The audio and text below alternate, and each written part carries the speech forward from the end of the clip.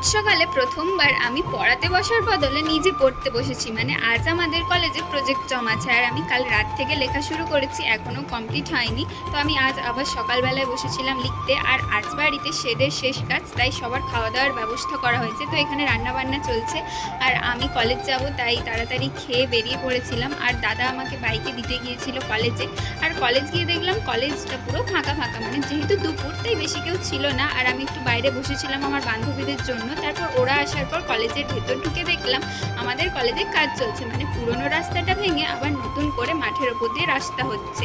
আর দেখো রাস্তার ধারে কত সূর্যমুখী ফুলের গাছ, কিন্তু একটা ফুলেও ওরা হাত দিতে দেবে না। যাই হোক, বাড়ি এসে দেখলাম ছাদের কাজ একদম কমপ্লিট হয়ে গেছে, আর এখন ছাদে জামা কাপড় তুলতে এলে আর রোদ লাগবে না।